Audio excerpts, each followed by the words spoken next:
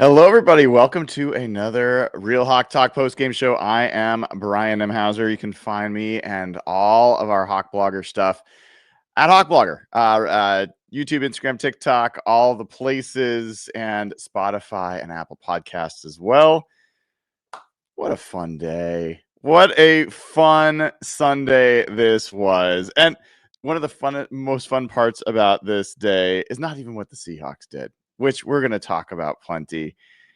It was what the Carolina Panthers did. Thank you. I think we might have our first fan base that we need to send some charitable donations to. Maybe we'll get some food bank donations going to folks over in Charlotte, because down go the Los Angeles Rams. Down goes Matthew Stafford, the perfect LA icon that does not make any mistakes and is faultless. Throws 2 picks, 1 pick six, a critical fumble when the Rams were driving to win, and the Panthers did it. Now, look, I'm not chalking it up as that's it, because the Seahawks got to travel to Carolina, and the Carolina Panthers have played some pretty good ball, to be honest. They're in position to challenge for that division title, but kudos to Mike Jackson, former Seahawk, for that great play.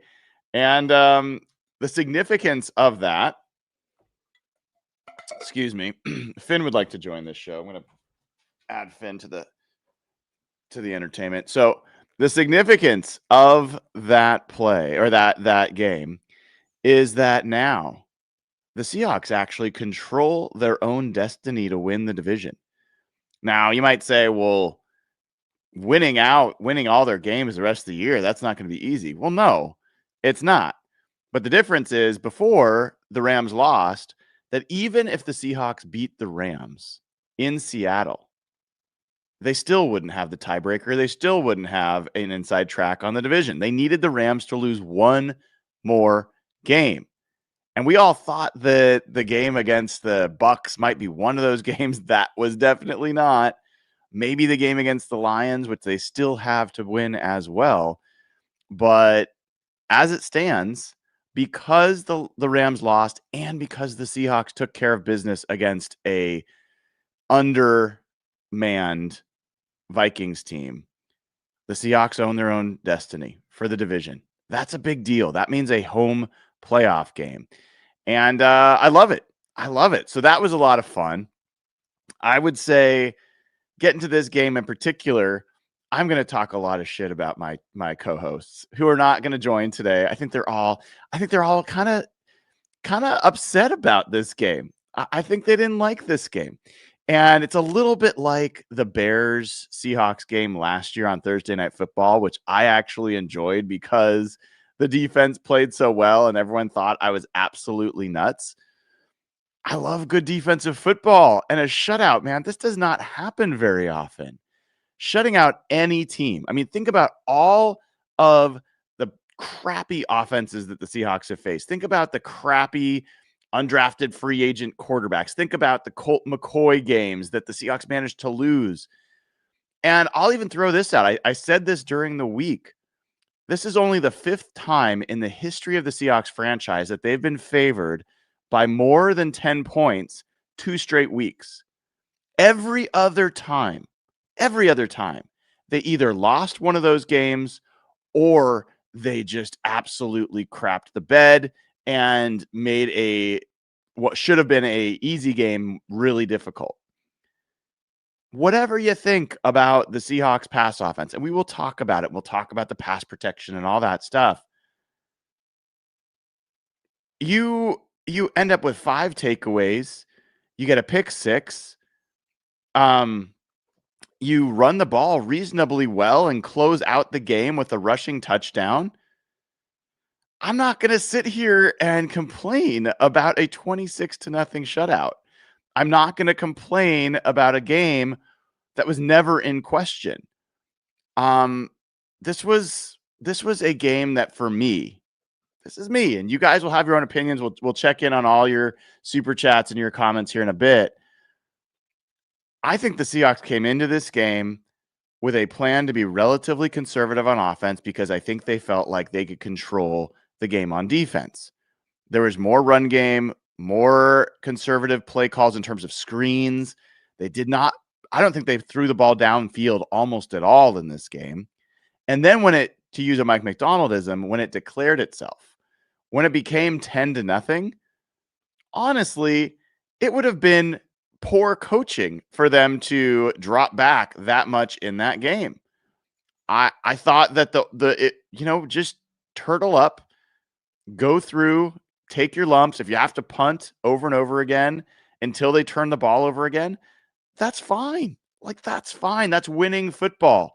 And if you don't think every single team in the NFL that lost today would be thrilled to be in the Seahawks spot, to have a 26-0 shutout with a lot of warts on the passing game, I think you're crazy. I'm going to read you a text from somebody who shall remain nameless. I'm not going to out them. But this was during like the point where it was, I think, maybe 16-0. And this is what I got. Honestly, I want this game to end as soon as possible. It's not our day. It's like, Jesus, you guys can't find goodness in a defense and run-centric ass whooping. And the response was, I'd feel better about that against a better QB. And they haven't scored a single offensive touchdown. So I love these guys. These are my buddies. But I'm sharing that because I'm sure there's a lot of you that feel the same way. That there's frustration that JSN didn't have a better game, that Sam Darnold was under a lot of pressure, that Anthony Bradford and Abe Lucas, it sounds like, had some trouble in pass protection, and that the blitzes were getting home. I think those are all reasonable things to be frustrated about. But I don't feel bad about this game even a little bit. Like, even a little bit. I think if you feel bad about this game, you're losing a little bit of context for how hard it is to shut out a team in the NFL. And I mean, we just talked about the Rams blowing a game against the Panthers. That's honestly, the Panthers controlled a lot of that game. That's where an entire fan base right now is losing their mind about that. Seahawks, I will admit, like, when the Rams won, it absolutely crept in my head as we got ready for this game. God, guys, don't blow this. Don't do the, door opens for you and you immediately shut it yourself by blowing a game against an inferior team. Don't do it. How many times as Seahawks fans over the last decade plus, 15 years, how many times have we seen the Seahawks blow a game against a bad quarterback, a bad offense, a bad team? How many times? It happens all the time. One of the games I was mentioning where there was a back-to-back 10-point plus spread was the 2013 team, where they almost lost to Austin Davis in St. Louis. They ended up winning barely. And then the next week, Mike Glennon came in and had a 21-0 lead on the LOB and Russell Wilson and Marshawn Lynch. Now, they came back and won 26-21, I think, in overtime. But this is not uncommon. It is actually super common for teams that are favored by this much, especially back-to-back weeks, to not bring it. And my God, did the defense bring it or what? Demarcus Lawerence, how have I gone this long without mentioning Demarcus Lawerence? He not only caused the first turnover by having a great pass rush, getting to the quarterback, and the quarterback makes a terrible choice to try to shovel pass it to the line of scrimmage or something so they don't lose all the yardage. Ernest Jones picks it off, pick six. And then Demarcus Lawerence later, he was on his butt out of the play, got up, tore after the ball carrier, not only makes the tackle, but strips him of the football. Another turnover. I mean, these were fantastic plays. And then Ernest Jones, there was a great moment. I think it was, I can't remember if it was in the late third quarter, early fourth quarter, where he got his second interception.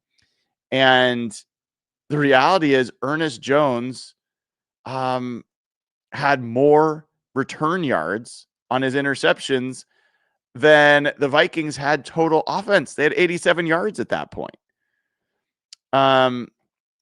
That was, I guess, no, that's the Kobe Bryant. So this was, when was that interception? Oh yeah, that was the first possession of the fourth quarter. So this was early in the fourth quarter with like 13 minutes to go. Ernest Jones had more interception return yards than the Vikings had total offense. Now the Vikings ended up getting a couple cheapies and had 162 yards of offense. But what a game. What a game from Demarcus Lawerence. What a game from Ernest Jones. He was fantastic in this football game. And by and large, from what I could pick up from Mike Macdonald, sounds like he's fine. He jogged up the field at the end, should be fine. And I was just blown away by the fact that the Seahawks knew they were facing a team without their left tackle, without their left guard, with an undrafted rookie quarterback. It would have been so easy to play down to that team. And they didn't. They were fantastic. They gave up on the ground. I mean, they ended up giving up 66 yards rushing, but let's pull one of those plays. One of them was a 24-yard run. And that was at the very, very end of this game. So, I mean, they really, really held down the run game, and that forced the Vikings to do everything they could to get the ball to their playmakers. And I got news for Vikings fans. Max Brosmer, he's not going to be your savior. So at least the Vikings don't have to worry about a quarterback controversy if Brosmer came in here and played okay. He did not. He missed a lot of open receivers early, super inaccurate, obviously made some terrible decisions. And, Seahawks defense ends up with 4 sacks and 5 takeaways. Fantastic. So let's get to some of these super chats. We'll talk about some of the not as great stuff because there was plenty of that wasn't great. This was not a perfect game by any stretch, but add 26 more points to that point differential. I can actually check that for you guys right now. Let's check out the standings. So beautiful. Both the Seahawks and the Rams are 9-3. Fantastic. The Seahawks point differentials plus 133. The Rams are at plus 124. No one else in the NFC is above plus 76.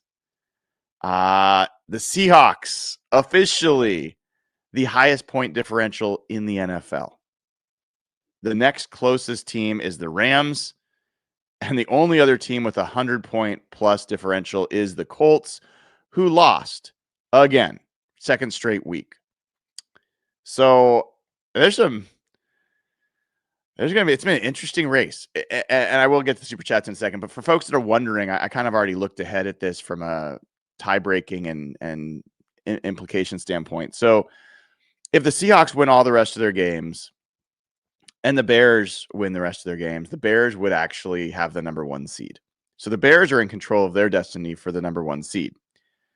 The Bears also have a game against the Packers that won't be easy. That's at Green Bay. They have a game at home against the Packers. So they play the Packers twice.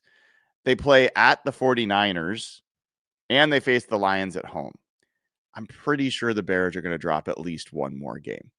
If the Bears drop one more game and the Seahawks win the rest of their games, which is not easy, I'm not counting it up. But if the Bears lose one and the Seahawks win the rest of their games, the Seahawks are the number 1 seed in the NFC. That's the reality of the situation. So I'm pretty excited about that. I want this team to have the control to finish this season the way they want to finish it. And now they do. All right, let's get some super chats. Brendan Myers has been a member for 15 months. Says shutout! Exclamation mark. Hell yeah, Brendan. I'm with you, dude. Looks like Calvin's Dingler tried to say something but didn't quite get it. I think he's back in a couple super chats. We'll get to that. Saucy Sasquatch says, I swear Demarcus Lawerence keeps getting better. 10 out of 10 mic drop during his presser too. I didn't hear that, I'm sure. I mean, he loves, I'm sure he finished his press conference on his own and walked off. He loves to do that. And what a great, great personality to have added to this team. Huge kudos to Addin' Dirty.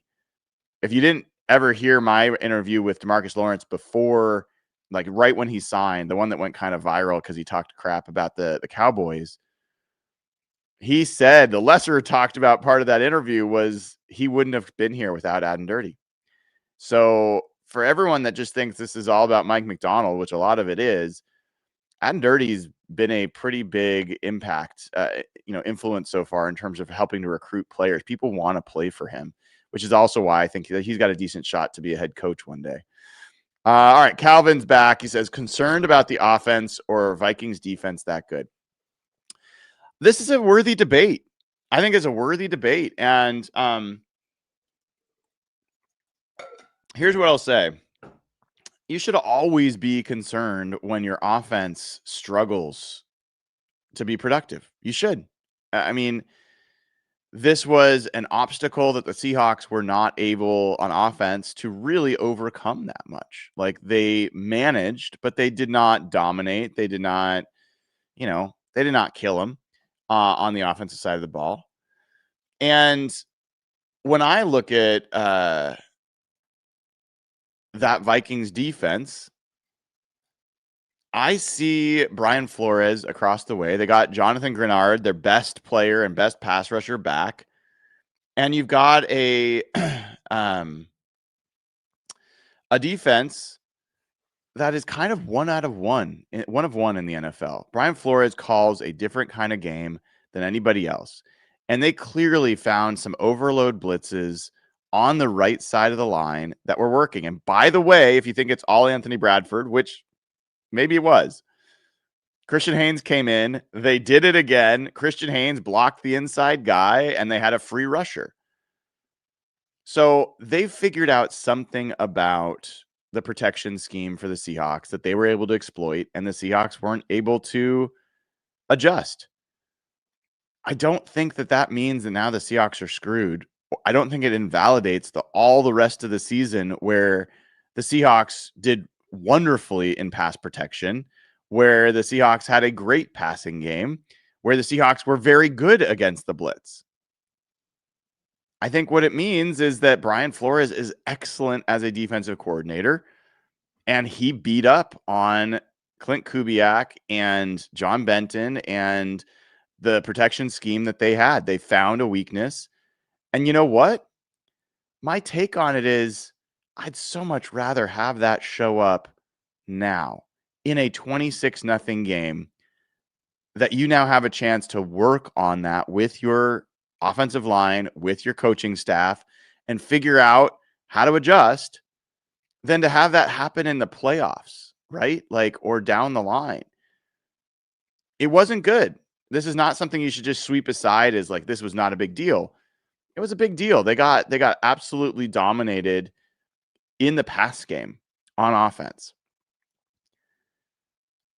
It did seem like the pass protection got a little bit better in the second half, but it's still, it was not comfortable. I will say this is going to be also unpopular, but I don't mind saying unpopular things. When Sam Darnold threw 4 interceptions against the Rams, and everyone's saying, just take the sack, I said after that game that if Sam Darnold had been sacked 4 or 5 times, that everybody would have been killing him and Clint Kubiak and John Benton, but mainly Sam Darnold, about why is he taking all these sacks? He's getting sacked again by the Rams.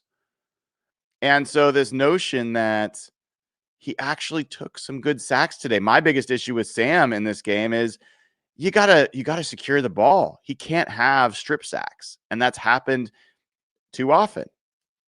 So Like, that would be my criticism. But even Mike McDonald in the post-game press conference said, he said he qualified it some way, but he said, I thought Sam had some, quote, good sacks today, where he took something for the team. It was a team first decision. I think it's okay. I don't think the Seahawks need to have the fewest sacks in the NFL for this team to get where they want to go. I do think that they have to get the turnover problem taken care of. And other than that strip sack, they were able to generally protect it. But look, if you guys listen to the first look or read my tail of the tape or any of the preview stuff I talked about, this was so clearly a game where if your offense just was able to crawl into a turtle shell, run, punt if you don't get first down, control the ball, kind of an old school Pete Carroll kind of game plan, you should be able to win the game. I don't think that's a problem to come in with a conservative game plan. And I think they were not only a little bit conservative, but I think that the way that that game then unfolded and how they were having so much trouble protecting the passer, I think they got even more conservative. And it worked. Like, it worked. I know it wasn't pretty, but I thought the running game was pretty good today. I thought Ken Walker was really good today. I thought Zach Charbonnet was good today. I liked what Clint Kubiak did in some of the blitz adjustments in terms of getting some quick passes out to the flats, some screen passes to AJ Barner. That's all they needed today. They did not need the JSN show, which would have been fun, but they didn't need it. So I'm not going to kill them as much as I think a lot of people are regarding this game. We'll talk about Anthony Bradford and Christian Haynes in a second. Thank you to Calvin for this. We've got A Squared 2182 says the Seahawks defense now has 3 turnovers on takeaways this season. I think 3 touchdowns, you mean, on takeaways. Is that league leading? Cards, Texans, and now today against the Vikings. Yeah, I mean, they are putting up points on defense, which is never a bad thing. I think it's one of the most fun plays you can get. And especially when they had the ball in Seahawks in the red zone on 4th down after your own turnover, and you take that and you turn it into a pick 6. That's like when Sherm blocks the field goal against the 49ers and returns it. It's like, I mean, we've seen these kinds of moments before, even last year in a much worse game. You want to remember a team you should have beat? The New York Giants, who did not have Malik Neighbors, who were an atrocious football team last year. There was a nice play by Rayshon Jenkins. He returned a fumble, 102 yards for a score. That was cool. The rest of that game was not cool. And that's the kind of thing people are like, the Vikings suck. They had no one at quarterback. I cannot stress enough how much that is a wild perspective to come out of this with. You have to remember how many times the Seahawks have not done the right thing against an inferior team. And that's what they did today. All right. We've got more super chats here. Adam Can 47 says, did Kubiak not get the memo about the throwback uniforms today? Attribute the poor offense to that. Defense was lights out. Loved the shutout. I hear you, dude. Tanner Mike says JSN now needs 126 yards a game to get the record. I hate the Vikings for this game now. I think the org needs to mandate he gets the record as a priority. I've talked to JSN enough at this point to tell you JSN would trade a victory for his record any day. He is all about winning. He is all about this team. He's gonna wish. I mean, he also wants to be productive, but there's no way he is going to begrudge the team doing the things that they needed to win this game, which in this case did not feature him as much. And let's be honest. I mean, the season he's having is unbelievable. But this is the first time all year he's been slowed down. Are we really going to kill Clint Kubiak or Sam Darnold to the team for that? I'm not. I did not expect JSN to have 100+ yards in every single game the rest of the season. But yeah, it's a bummer. It would have been more fun if he had another big game. Jacoby, the delusion of 49ers is crazy. I don't think it's so delusional. The 49ers have an easy schedule, and they probably feel like they control their own destiny because they have the tiebreaker over the Seahawks if they win that game in against Seattle. It's not going to be an easy game, but I admit, like, I expect the Seahawks to win that game. I thought they were very much the better team when the 49ers had all of their other players, Bosa and Warner. Kittle played until he got hurt. He had a touchdown in that game. You had, Ricky, Pearsall. You had everyone. You had Purdy healthy. And I still thought the Seahawks were the better team in that game. So I expect the Seahawks are going to be able to beat the 49ers. I'm not assuming it, but I do expect it. And yeah, like the 49ers are they're going to believe that this is their division to win. And honestly, their wins against the Seahawks and the Rams give them the right to feel that way. That's fine. Doesn't bother me. Does not bother me one bit. Jethawks5150, who's been a member for over a year, says, what a game. Thanks for the great coverage, Brian. Well, thanks, man. I appreciate you tuning in, and I appreciate that you think it's a great game, too. How much did it was? Here's Will Fries, our favorite Will Fries. I was so excited to see Leonard Williams just absolutely blow by Will Fries for a sack. That was so funny. Came late, so not sure if you mentioned this, but glad to see Sam take sacks and throw the ball away rather than throw interceptions. Yes, I know it's not fun. Like, I'm not going to sit here and say, awesome, I love those incompletions and those sacks. Like, that's not it. But it's winning football. It's winning football. So I think that was all good. By the way, Mike McDonald after the game said Josh Jobe is fine. Sounds like he's not in the concussion protocol. I thought someone else in chat said he was, but Mike McDonald indicated he wasn't. So unless something's changed, he is not. Lucas Fuina says, Brian, I think we need to throw out the Seahawks tendencies of old. Mikey Mack doesn't have us playing down to anyone. Pete Ball's gone. I mean, it's going to take me a while it's not just a Pete Carroll thing. Mike Holmgren had those games, like Seahawks. Dennis Erickson had those games. I've seen a lot of Seahawks football. It often has been disappointing because they lose games that they should win. I see people asking about the Ernest Jones injury. From what I don't think they even asked him about it, Mike McDonald about it, but Ernest Jones broke the team down. He jogged off the field. I think he's okay, based on what I know. All right. Nate Schutz, who's been a member for almost a year, coming up on his 12-month anniversary, says, no, he meant turnovers after intercepting the ball. Oh, I see. So the earlier super chat was about the Seahawks getting a takeaway and then turning the ball over themselves. Yes, they've done that way too many times. One of those people was a Drake Thomas near touchdown that he fumbled right before he crossed the goal line. How about Drake Thomas? Another tackle for loss, another sack. I love it, man. I love it. Let's see. Did he have any? What were his other numbers? Yeah, we gave him a half a sack, but he had a tackle for loss. He had 2 quarterback hits. Looks like he shared the sack with Uchenna Nwosu. Yeah, Byron Murphy got another sack. I don't hate that. That would be Byron Murphy's 7th sack of the season. And let's just do the quick math on that.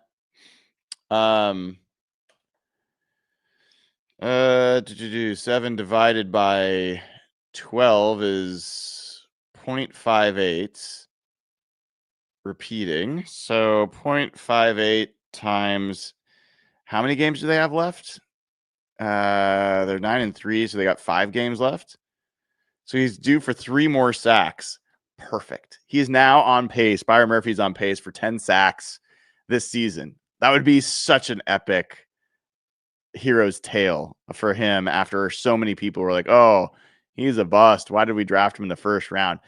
Defensive tackles getting double-digit sacks is very rarefied air. That is a very good thing. In your second season, while you're still 23 years old, only goodness comes from that. So love it, love it, love it.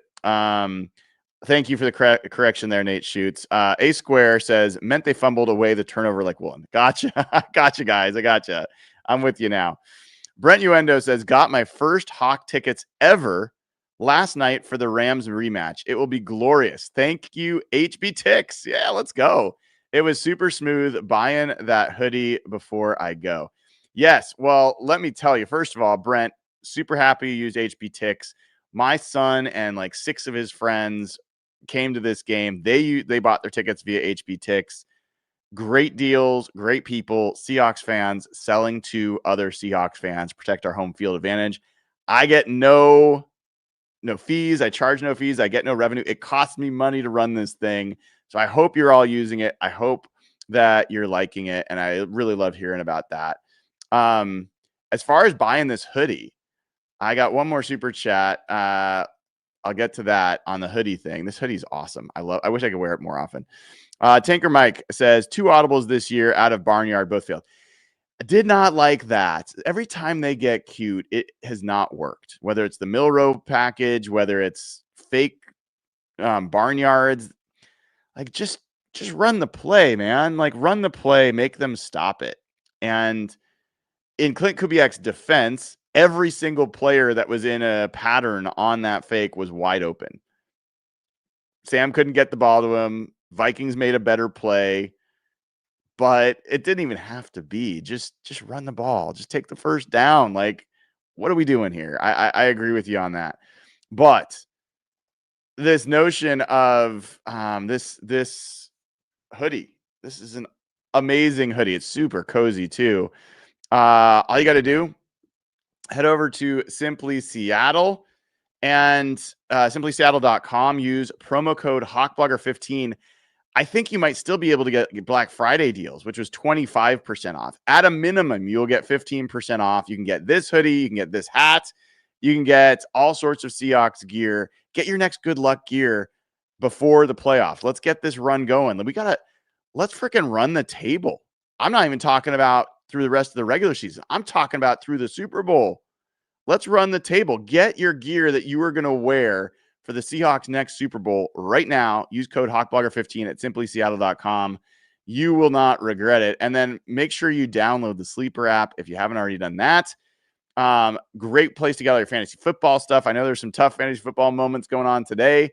Plus, you can get $20 even without making a deposit. And if you use promo code HAWKS, you get up to a $100 match on your first deposit. Terms and conditions apply. See Sleeper's terms of use for details. Currently operational over 25 states. Check out Sleeper today. Last but certainly not least, head over to jkboots.com/hawkblogger. That will give you your own special promo codes. You got to go jkboots.com/hawkblogger. That will get you a special promo code. Got the best boots you will ever own for the best deal. Washington Company. These are great in the fall, great with jeans. And we've done a lot of great stuff to benefit Wildland Firefighters Foundation, who protects our Northwest Forest firefighters who protect our Northwest Forest. So jkboots.com/hawkblogger. So I see people asking about Evan Hill. Evan's not going to join today. Jeff's been on twice this week, so he gets the time off. I think Nathan and Derek couldn't make it for some reason. And I think Evan didn't want to be on because Evan was annoyed about this game. I think there's a lot of people that were like, I think a lot of the crew was annoyed about this game. And that's okay. Like, everyone, I don't, if you're sitting there watching this and you're like frustrated about what you saw today, that's fine. I get it. Like, let's talk about it for a second. I did not see the plays in the slow motion stuff that apparently like Anthony Bradford had a really bad game from what people are telling me. I'm not doubting it, but I haven't seen all of it myself. What I saw was a lot of overload blitzes on the right side and guys getting picked up but not everyone getting picked up. And they're getting free runners at Sam Darnold repeatedly. Is that all on one player? Is that on the protection scheme? Is that on the game plan? I don't know. I think that's going to be something we can ask about this week, because if you don't get that corrected, then that is going to be something other people are going to try to do. I will say this. Nobody mimics Brian Flores defenses. Like, there is only one Brian Flores. He does things that are absolute crazy. People call him a madman for a reason. And so I don't know that there's going to be other teams that really reproduce what they did, but they clearly found a flaw in the protection scheme that they were able to exploit. Other teams will figure that part out. So the Seahawks have to figure out how to adjust to that. 100% agree. And I didn't think Abe Lucas had a great game either. It's a little hard to tell without the all 22 and without like being able to watch it a little more closely. I was super excited that Christian Haynes got a chance to come in this game. I thought maybe it was just a straight benching because people are saying so many bad things about Anthony Bradford. I thought they just wanted to see Christian Haynes. Mike McDonald said that it was an elbow injury for Anthony Bradford and it wasn't too bad and they're nothing too serious. Half of the Seahawks fans, maybe more, are probably bummed because I think you probably are just hoping that Christian Haynes takes over. I don't know. I thought Christian Haynes played fine. I thought there was at least one play where, a pressure came right in his gap. But if anybody doesn't think I am rooting like crazy for Christian Haynes, you're wrong. Like, there is nobody that would be more excited for Christian Haynes to be an above average right guard than me. I would not have any concerns about it. I wouldn't be bummed about it. I want the best possible Seahawks team on the field at all times.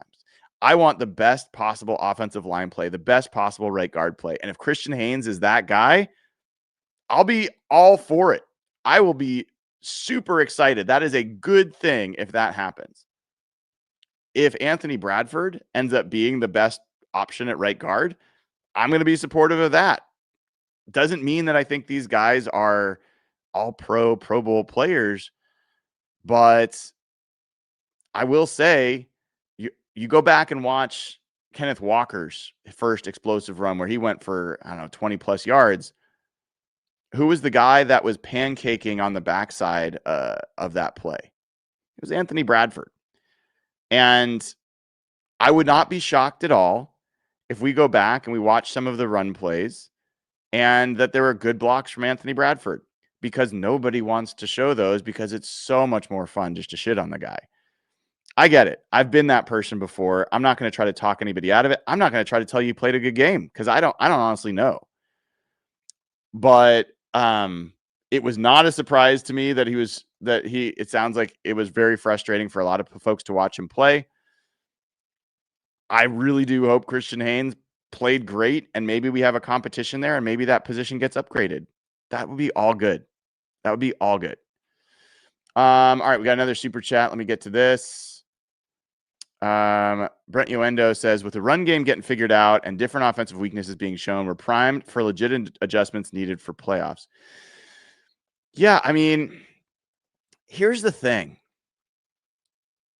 We can talk about the offensive adjustments. We can talk about what needs to change there. Sure. Who's been able to adjust to the Seahawks defense? We are now 12 games into this season. Other than the Tampa Bay Bucks, who honestly did not really get to play this defense, tell me an offense that's played well against this defense. They're trying to figure out adjustments because they don't know what to do. And they're going to hopefully get Julian Love back next week. When I asked Mike McDonald about this week, was it potentially a season-ending injury for Julian Love? He said, no, we expect him back, and we're hoping that he get him back next week, which will be after this game. This defense with Julian Love in it is better. Now, there's no shade against Ty Okada, who has played fantastic football and, by the way, had a fumble recovery played in this game a week after there was some concern that he might go on IR with an oblique injury. Mike Macdonald mentioned that they did some stuff medically to get him ready. I'm guessing that they like injected him with something or gave him some sort of painkiller so he could play. That's a huge sacrifice for your team to make that happen. And I thought he played great. As good as Ty Okada has been, Julian Love's better. Julian Love is a Pro Bowl or better safety. He's coming back. And folks, I'm going to keep saying it until it's not true anymore. There have only been 4 snaps all year where this starting secondary has all been available. Where Julian Love, Kobe Bryant, Devin Witherspoon, Reek Woolen, Nicky Manwari, Josh Jobe were all available. Only 4 snaps all year. Give that to me. I want to see this defense take it even up a notch more with Julian Love returning. And I mean, the fact that you've got Leonard Williams and Byron Murphy just going back and forth for who's going to lead the team in sacks. They both have 7 sacks now. And I mean, Demarcus Lawerence, what's he up to? He's up to 5 sacks. Uchenna Nwosu, who had half a sack today, he's up to 6 sacks. Drake Thomas, little Drake Thomas, man. He's got 3.5 sacks. I think he's got 10 tackles for loss now. I mean, and this is actually important. Oh, darn it. Eric Wilson was ahead of him. He's on the Vikings. He had 4 tackles for loss today. So he widened his lead as far as inside linebackers with tackles for loss, but that's okay. Yeah, I think we can talk about the adjustments that need to be made on offense. This defense can play anybody, anywhere, anytime. And I'm good with that. I'm good with that. So it would have been really fun if Reek Woolen would have been able to return that all the way. He was running. I don't think I've seen Reek at full throttle for a long time. He was moving. And I know everyone's going to kill him for the fumble. Mike McDonald's going to kill him for the fumble. It was funny, but he was moving. That was fun to see. And Reek's it's been a long time coming. I think he's been playing really, really good football. And I was happy for them. I was happy for Kobe Bryant. Guy finds the football. Like, so many turnovers. I think this was his 3rd interception of the season. So good on him for that. And we'll see. We'll see what comes later from this team. But now they get to travel to Atlanta to face a Falcons team that dropped another game to the Jets. We wanted them to win that game. We don't want the Rams getting an even higher draft pick. But go face Kirk Cousins in Atlanta next week. Get that victory. Go to 10-3. And then you get into the stretch. Then you get into home against the Colts, who I think the Seahawks can beat. Home against the Rams, who I believe the Seahawks can and will beat. Then you got to go to Carolina. Then you got to go to San Francisco. None of it's easy. None of it's easy. This team's capable of winning every single one of those games consecutively. So let's get it. Let's get it. Let's get behind this team. Like, God, I still feel like people are hesitant. Like, the first reaction is, oh, they still haven't beat anybody good, or the quarterback sucked, they were playing today, or it doesn't mean anything. Why diminish a win? Why do that? With all the shit that we've watched for so many years, why not just revel in it, man? Like, this is the team with the biggest point differential in the entire NFL. They're going to be number 1 in DVOA again starting tomorrow. There's plenty of time, plenty of situations, plenty of seasons to play the misery card and play the, oh, but we're not, or, oh, but we didn't. This isn't the season for it for me, man. I'm loving this season. This has been so much fun. Sunshine 7447 says, I like what I seen from Sam. First half was like the Rams game where he was forcing the ball. Second half showed that he adjusted and checked down the ball to allow their D do the magic. That's how I see it, man. Like, just don't give the other team a chance. Like, let the defense go to work. And to some extent, I feel like people have forgotten what a defensive-oriented formula for a win looks like. It is like this. Go into a shell on offense, run the ball, make some like timely plays, and let your defense do its job. I think it was great that Charbonnet ends up with 13 carries for 56 yards, 56 yards. Sorry. Ken Walker had 13 carries for 56 yards, another explosive run. He also had 3 catches for 18 yards.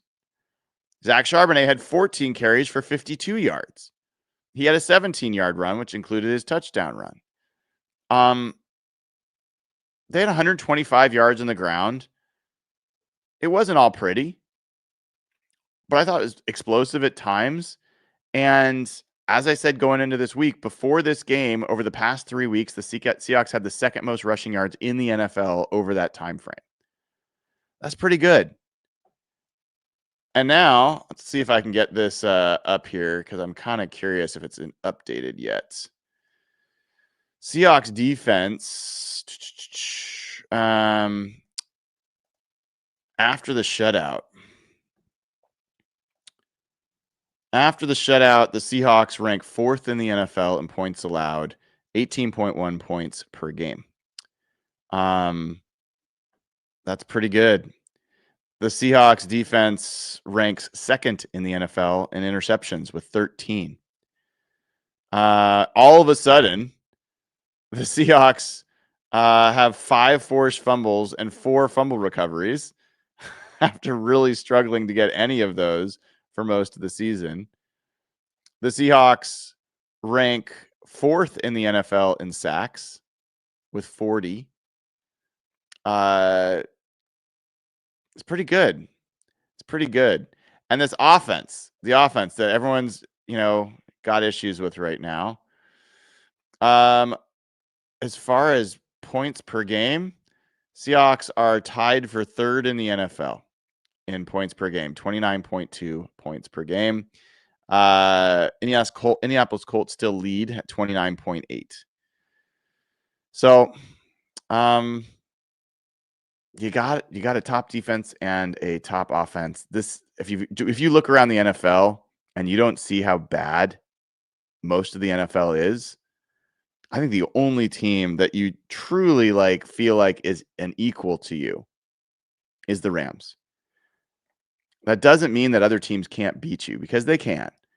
But the only other team that I think is playing the same level of football as the Seahawks is down there in Los Angeles. I think the Seahawks can beat everybody else. All right, folks, I'm going to go hang out with my fam. It was great to hang out with you. Seahawks win 26-0, move to 9-3, control their destiny for the NFC West title. Win out, and it's theirs. And there's a chance as well, pretty sure, I think a very good chance, if they win out, they will also get the number 1 seed in the NFC and get a bye. So run the table, baby. Now's the time to do it. Let's go. Have a great rest of your night. I'm Brian Hemhauser. This has been a post-game edition of Real Hawk Talk. Take care.